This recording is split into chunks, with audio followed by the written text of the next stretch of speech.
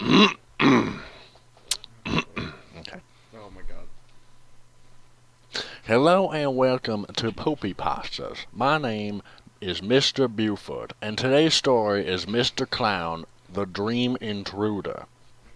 Allow me to tell you about someone named Mr. Clown.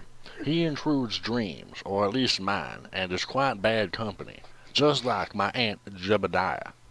I do not have any photos of him, but I can describe him to you. No shit, son. Of course you don't have any pictures of him. He ain't real. He's snow white or eggshell colored, tall and skinny, and has long fingers. His face is like someone tried to draw a troll face but didn't do a good job. Has anyone ever drawn a good troll face? No, the answer is no. He's got claws and he is always smiling. Always. He sounds kind of like Slender Man or Mr. Rogers. Holy hell, that makes sense. Keep going, Buford. He makes an entrance in many ways. Sometimes you'll stare at a smile in the dark and he'll appear. Other times his face will show up with glowing eyes. He even once rode a trolley to where I was in my dream, in which the trolley crashed but left no mark on him.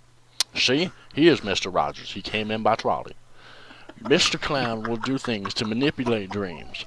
He once teleported me to a dusty bedroom, but seldom does he do things as harmless as that. He'll kill other dream inhabitants. For example, shoving Dr. Robotnik in a blender and throwing it into a bathtub while it's plugged in. Oh my god, it's all symbolism. Dr. Robotnik is the penis and the butthole is the blender. Whoa, wait, I messed up that line. That doesn't make any sense. Read it again.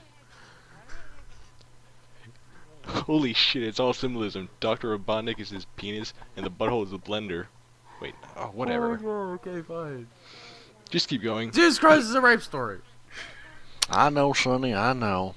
So, he also stabbed some girl in my dream twice, once in the head and once in the heart. I'm still learning about him. If you are haunted by Mr. Clown as well, send me your experiences with him. Goodbye. And this is the original post. You won't find it other places. I refuse to read the next line, I'm sorry. Whatever. Just say it's the end of the story. Well, that's the end of this really shitty story.